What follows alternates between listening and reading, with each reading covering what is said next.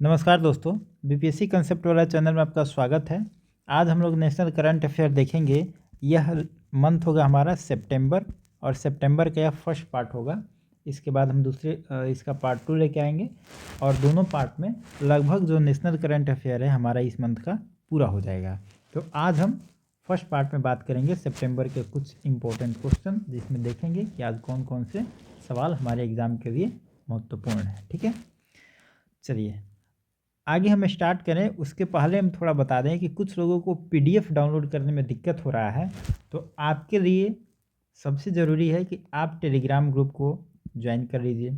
हम Telegram group में PDF डाल देते हैं। यहाँ पे आपको खोलने में दिक्कत हो सकती है, इसके लिए आप सीधे चले जाएंगे बीपीएससी कंसेप्ट वाला के होम पेज पे।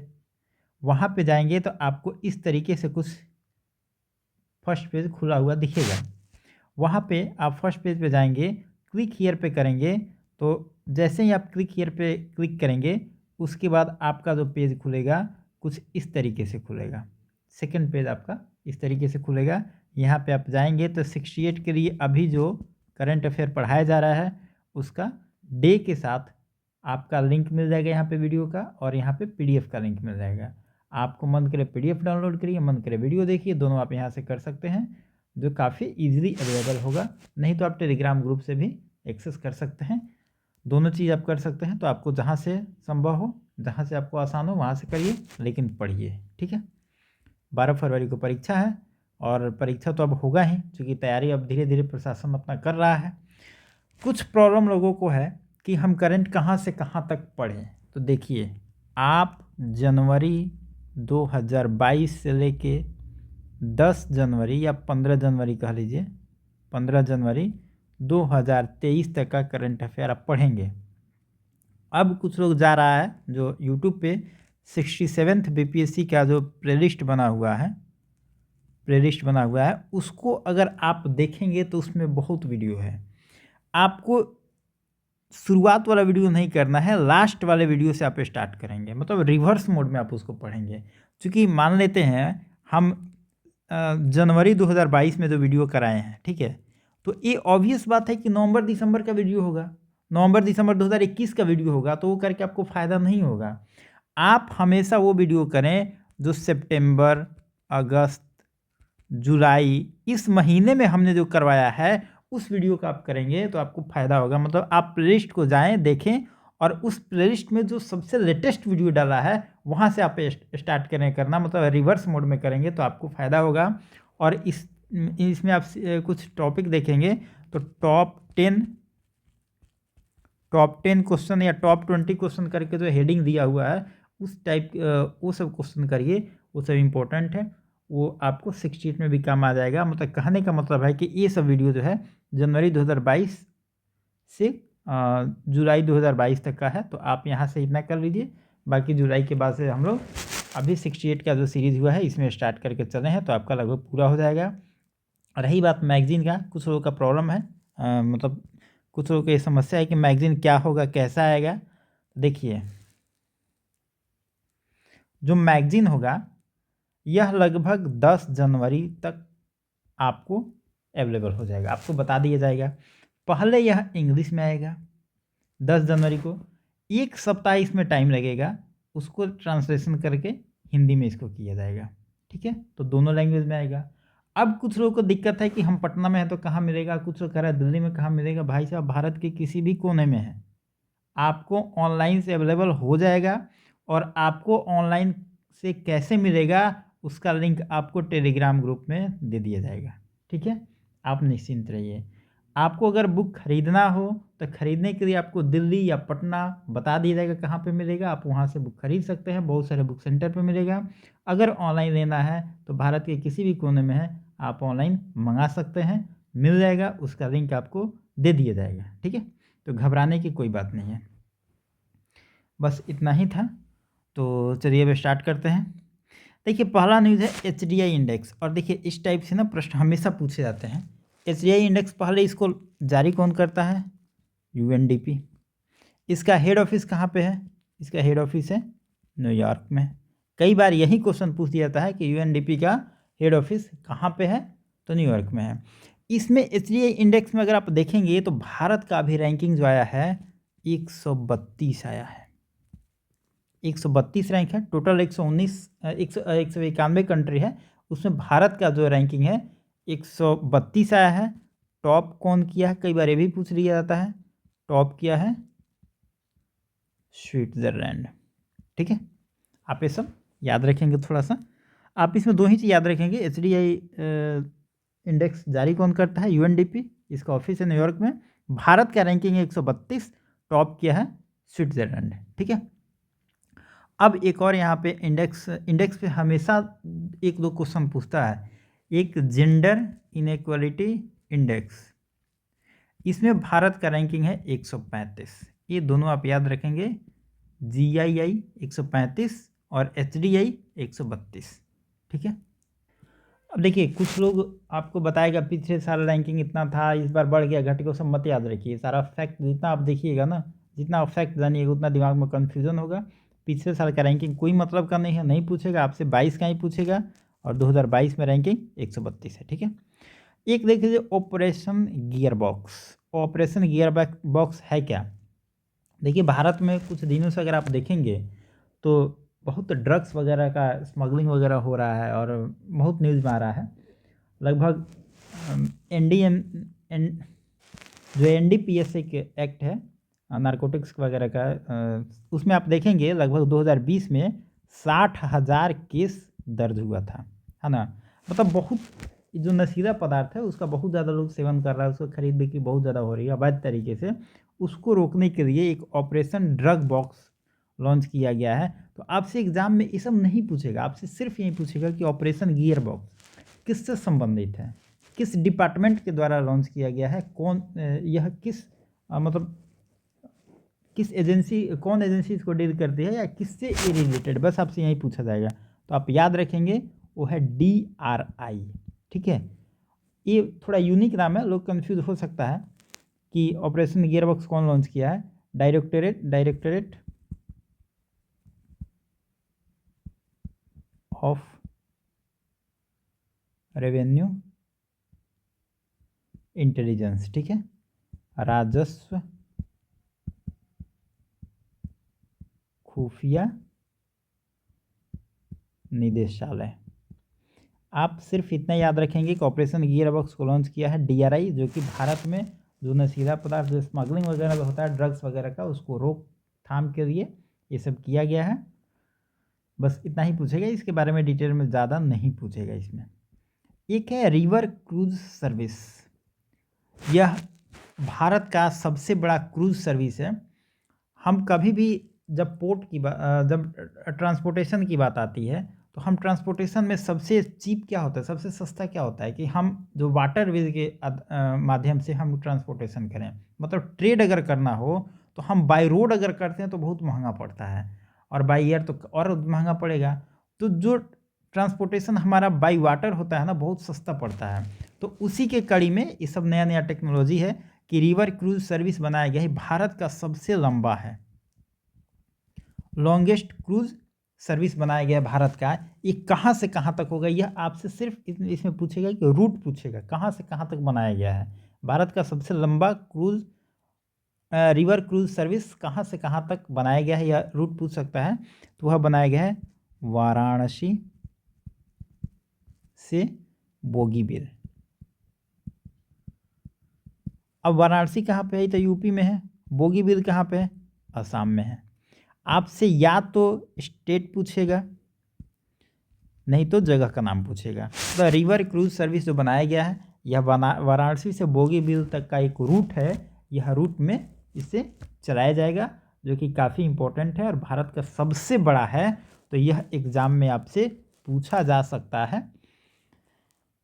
एक किंग्स चार्ल्स के बारे में एक न्यूज़ है। देखिए राजा बने हैं ब्रिटेन का, तो ज़रूरी नहीं है कि आप पूछे, लेकिन ये बहुत इजी सवाल है। लेकिन कई बार इसमें होता है ना कि आपको ऑप्शन में दे देगा कि अभी हाल ही में ब्रिटेन के राजा कौन बने हैं, और नाम दे देगा king Charles first, second, third, fourth.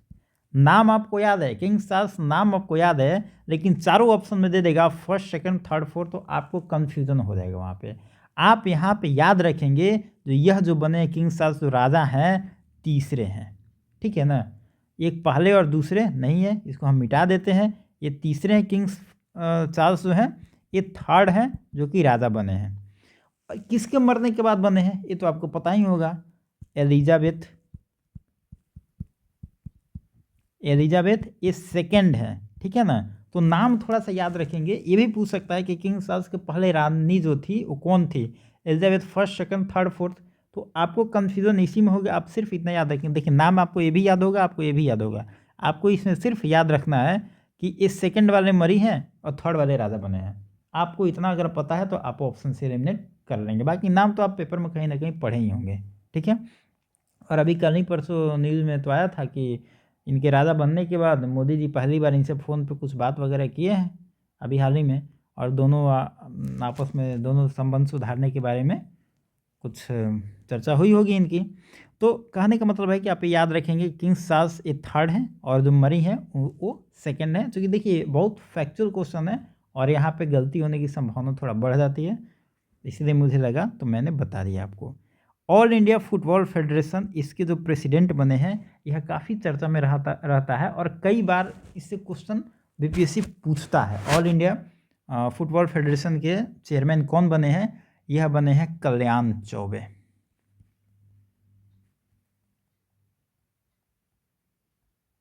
कल्याण चौबे बने हैं। कल्याण चौबे हैं कहाँ के, एक कलकत्ता के हैं, ठीक है।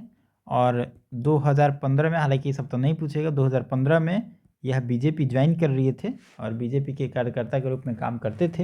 हालांकि इनको पार्टी टिकट भी दिया लेकिन उतना जीत नहीं पाए, तो फिर इनको ऑल इंडिया फुटबॉल फेडरेशन का चेयरमैन इनको बना दिया गया। तो ये हैं कल्याण चौबे, कलकत्ता के रहने वाले हैं और AIFF के प्रेसिडेंट बने हैं, ठीक है। एक क्वेश्चन बहुत आप न्यूज़ में सुने होंगे, नेताओं के मुंह से आजकल बहुत सुने होंगे, प्रधानमंत्री जी खूब अपने भाषण में इस चीज़ का जिक्र करते हैं कि वर्ल्ड इकोनॉमी रैंकिंग में भारत का रैंकिंग कितना हो गया है।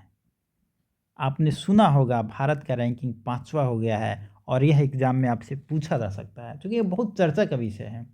कुछ लोग इस आधार पर कह रहा है कि भारत की इकोनॉमी 5वीं हो गई है, दुनिया में अगर 5वीं रैंक की इकोनॉमी हो गई है तो भारत की इकोनॉमी सुधर रही है। लेकिन कुछ लोग इस आधार पर कहता है कि आप इकोनॉमी की रैंकिंग से बात मत करिए, आप लोगों की स्थिति से बात करिए। आपको पता चलेगा कि जो इकोनॉमी की स्थिति है वो सुधरी नहीं है बल्कि और बिगड़ गई। तो ये अलग अलग अपना अपना व्यू पॉइंट है समझने का।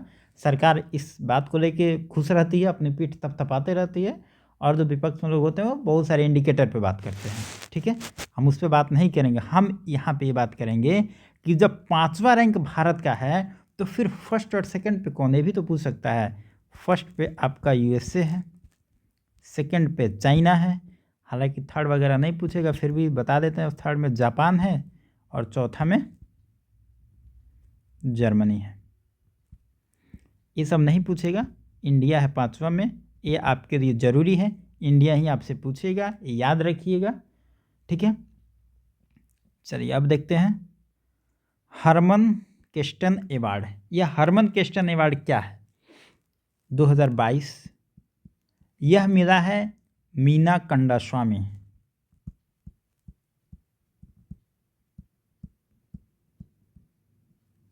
कंडासामी ही नाम है, कंडासामी।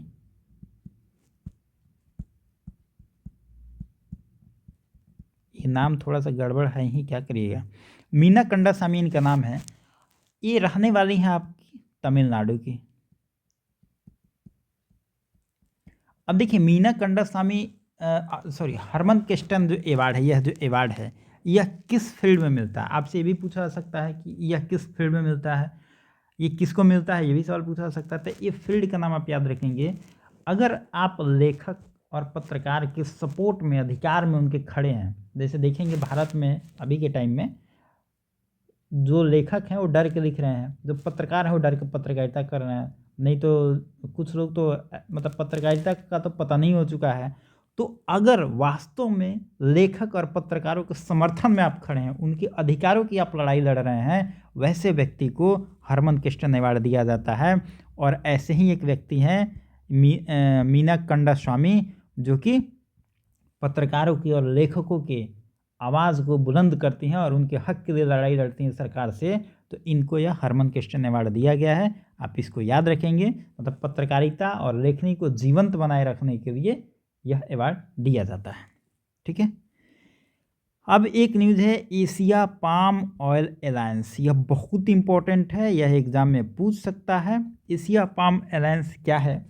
देखिए अभी APOA कह सकते हैं इसको, APOA। एशिया के अभी 5 देश हैं जो सबसे ज़्यादा पाम ऑयल को इंपोर्ट करते हैं। 5 देश कौन कौन से हैं? पहला है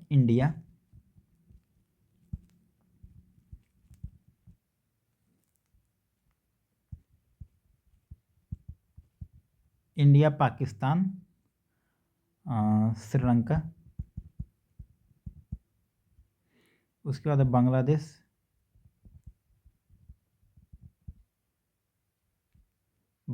उसके बाद है नेपाल। ये 5 देश मिलके एक अलायंस बनाए हैं। ये पांचों देश पाम ऑयल का बहुत इंपोर्ट करते हैं और ये पांचों मिलके एक अलायंस बनाते हैं और उस अलायंस का नाम होता है APOA। ठीक है, ये पहली बार बन रहा है। इन पांचों देश में एशिया में सबसे ज़्यादा इंडिया इंपोर्ट करता है, 15%, टॉप इंपोर्टर है। अब देखिए, अब इसके एक चेयरमैन बनाए गए हैं, APOA के एक चेयरमैन बनाए गए हैं, इनका नाम है अतुल चतुर्वेदी। ठीक है। देखिए APOA एक पहला ऑर्गेनाइजेशन बना है, मतलब अभी पहली बार बना है। इसका समिट हुआ है इंडिया में, 2022 का समिट इसका हुआ है इंडिया में। इंडिया में कहाँ हुआ है? आगरा में। 2023 का इसका समिट कहाँ होगा? यह होगा इंडोनेशिया में। ठीक है, याद रखेंगे। और पाम ऑयल जो भारत इंपोर्ट करता है, इसका यूज़ क्या है पाम ऑयल का? तो देखेंगे कि भारत में जो भी लिपस्टिक बनाया जाता है या जो भी परफ्यूम वगैरह बनाया जाता है, तो उसमें इसका यूज़ किया जाता है। ठीक है, तो इससे 2-3 चीज़ पूछ सकता है कि एशिया पाम ऑयल अलायंस में कौन कौन से देश शामिल हैं। तो 4 इसमें से दे देगा और एक ऑप्शन कोई और दे देगा, या चारों ऑप्शन दे देगा, लास्ट वाला ये ऑप्शन दे देगा। या ये भी पूछ सकता है कौन से देश इसमें शामिल नहीं है, तो 2-3 इसमें से दे देगा, इंडिया पाकिस्तान श्रीलंका कर देगा और बांग्लादेश के जगह पर भूटान कर देगा। तो थोड़ा सा याद रखेंगे कि इंडिया, पाकिस्तान, श्रीलंका, बांग्लादेश, नेपाल, 5 देश इसमें शामिल है। और पाँचों देश में इसमें जो संगठन बनाया है उसके चेयरमैन बनाए हैं अतुल चतुर्वेदी। ठीक है, चलिए, सुमंग लीला फेस्टिवल मनाया गया। सुमंग लीला फेस्टिवल क्या है? देखिए, सुमंग लीला फेस्टिवल जो है यह मणिपुर का है। अब आपके दिमाग में आएगा मणिपुर का फेस्टिवल हम BPSC में क्यों पढ़ें? तो यह फेस्टिवल जो है 50वां फेस्टिवल मनाया गया। ठीक है, तो कोई भी चीज़ अगर 25वां, 50वां, 75वां या 100वां मनाया जाता है तो थोड़ा सा इम्पोर्टेंट हो जाता है, और यह बहुत इम्पोर्टेंट है। और मतलब 50वां सुमंग लीला फेस्टिवल मनाया गया मणिपुर में। तो यह हो सकता है कि पूछ BPSC कि सुमंग लीला फेस्टिवल किस राज्य का है, तो आप याद रखेंगे मणिपुर का है, क्योंकि फेस्टिवल वगैरह से भी क्वेश्चन BPSC पूछता है। अब थोड़ा सा देख लेते हैं भारत विद्या। भारत विद्या क्या है? भारत विद्या की अगर हम बात करें तो यह ई-लर्निंग प्लेटफॉर्म है। ई-लर्निंग प्लेटफॉर्म है। यहाँ पे क्या हो गया, ई-लर्निंग प्लेटफॉर्म में तो सिंपल सी बात है, यहाँ पे ऑनलाइन तरीके से सारी शिक्षा आपको मिल सकती है। इसको लॉन्च कौन किया है यह पूछ सकता है। इसको फाइनेंस मिनिस्ट्री लॉन्च किया है, और इस कौन है अभी? निर्मला सीतारमन, जो एकदम गजब गजब का लॉजिक देती हैं फाइनेंस में। आप इनका लॉजिक सुन लीजिए तो इकोनॉमी डर के भाग जाए, इस तरीके का लॉजिक इनका रहता है ना, निर्मला सीतारमन। चलिए, वर्ल्ड फर्स्ट CNG टर्मिनल बन रहा है, कहाँ पे बन रहा है यह पूछ सकता है, क्योंकि पहला है, दुनिया का पहला अगर CNG टर्मिनल कहीं बन रहा है तो यह एग्ज़ाम में आपसे पूछ सकता है। ये बनेगा भावनगर में। भावनगर कहाँ पे है? यह है आपका गुजरात में। ठीक है, और प्रधानमंत्री इसको उद्घाटन किए हैं, तो यह इम्पोर्टेंट वैसे भी हो जाता है। देखिए, ठंडा इतना है हाथ से दिखा नहीं जा रहा है अभी। एक कंपनी है रूरल इलेक्ट्रिफिकेशन कॉरपोरेशन REC। यह कंपनी अभी महारत्न कंपनी बनी है। देखिए महारत्न कंपनी क्या होती है, यह भारत की 12वीं महारत्न कंपनी बनी है। अगर पिछले साल आप पढ़े होंगे, मतलब 67 अगर आप दे रहे होंगे, तो उस टाइम में एक नया कंपनी चर्चा में था, वह 11वां कंपनी था चर्चा में, उसका नाम है पावर फाइनेंस कॉरपोरेशन। ठीक है, वो था पावर फाइनेंस कॉरपोरेशन था, जो कि 11वां था। ये जो है REC, यह 12वां कंपनी बना है, जो कि मतलब महारत्न कंपनी बना है। अब महारत्न कंपनी बना है, इससे फ़ायदा क्या होगा? इससे फ़ायदा ये होगा कि अब यह कंपनी को पावर हो गया कि किसी भी सिंगल प्रोजेक्ट में 5,000 करोड़ का इन्वेस्टमेंट कर दे, या अपने नेटवर्थ का 15% इन्वेस्टमेंट उसमें कर दे। मतलब कहने का मतलब है कि इसका अब पावर बढ़ गया, बड़े बड़े प्रोजेक्ट में अपना ये स्टेक लगा सकती है, बड़ा प्रोजेक्ट को अपने हाथ में ले सकती है। ये सब फायदा हुआ इससे। ठीक है, तो आपको इसमें दो चीज़ याद करना है कि अभी 12वां महारत्न कंपनी बनी है, जो कि बनी है REC रूरल इलेक्ट्रिफिकेशन कॉरपोरेशन। 11वां कंपनी था PFC, ये हालांकि नहीं पूछा जाएगा। तो आपके दिमाग में आ रहा होगा कि महारत्न कंपनी तो 12 है, 12 है। नवरत्न कंपनी कितनी है? भारत में महारत्न, नवरत्न और मिनी रत्न यही होता है। नवरत्न कंपनी 13 है, और मिनी रत्न की बात करें, मिनी रत्न 74 है। ठीक है, ये पब्लिक सेक्टर जो कंपनियां होती हैं उनको बांटने का एक तरीका है, कैटेगरी है कि बड़ी कंपनी और छोटी कंपनी, और सबसे छोटी कंपनी, इस आधार पे महारत्न, नवरत्न और मिनी रत्न कहा जाता है। ठीक है, चलिए अब कुछ ऑनलाइन फैक्चुअल यहाँ से क्वेश्चन बनता है, जैसे वर्चुअल स्कूल। पहला वर्चुअल स्कूल कहाँ बन रहा है? तो ये दिल्ली के बारे में कहा जाता है कि दिल्ली सरकार स्कूल पे बहुत काम किया है, तो यह दिल्ली गवर्नमेंट इसको बना रही है। भारत का पहला वर्चुअल स्कूल बन रहा है कहाँ पे? दिल्ली सरकार बना रही है इसको। ठीक है, लिथियम आयन फैक्ट्री, यह कहाँ बन रहा है? ये बन रहा है आंध्र प्रदेश।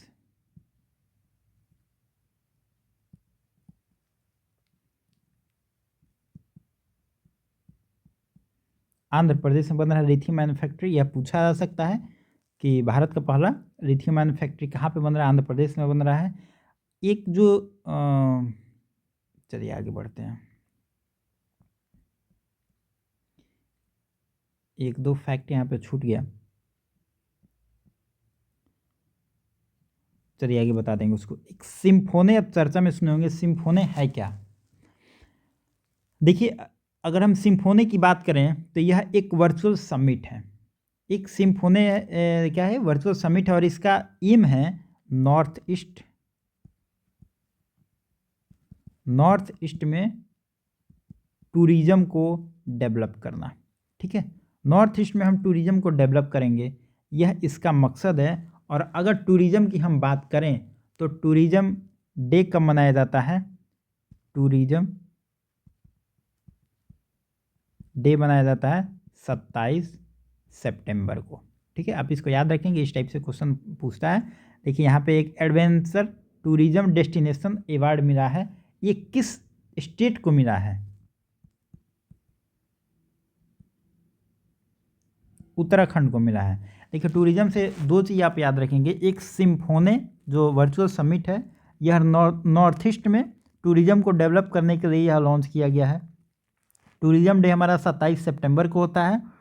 और भारत में कौन स्टेट को एडवेंचर टूरिज़्म डेस्टिनेशन अवार्ड से सम्मानित किया गया है? अवार्ड किस स्टेट को दिया गया है? वह स्टेट है उत्तराखंड।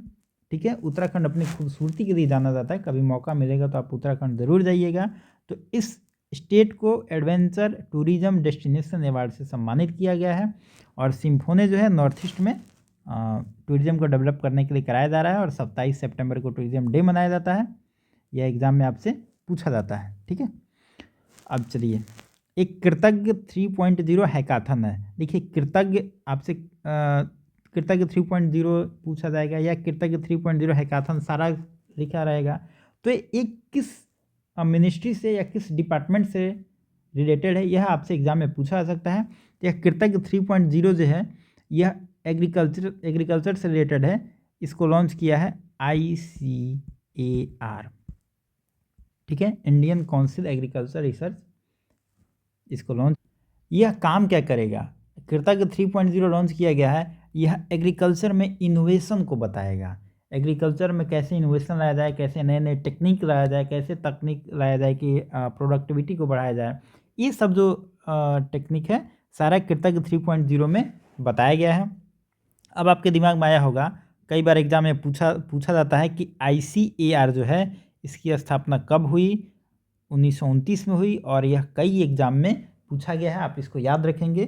कृतज्ञ 3.0 एग्रीकल्चर से रिलेटेड है, ठीक है, जिसको लॉन्च करता है ICAR, और ICAR बना है 1929 में, ठीक है।